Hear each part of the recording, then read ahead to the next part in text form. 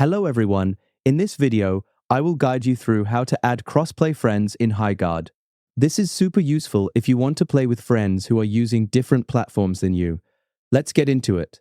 First, from the Highguard home screen, press the Options or Menu button if you're using a controller. If you're on keyboard, simply press the Escape key.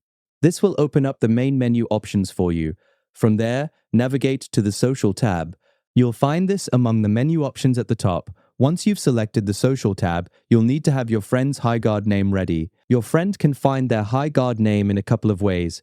They can either check the Social section in their own menu, or they can select their profile name displayed in the top right corner of their screen. This unique Highguard name is what you'll need to search for. Next, go to the Search tab located at the top of the Friends section.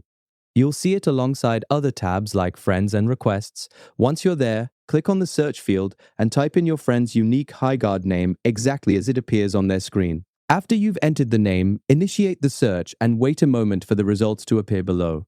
Don't worry if it takes a few seconds. The system is searching across different platforms.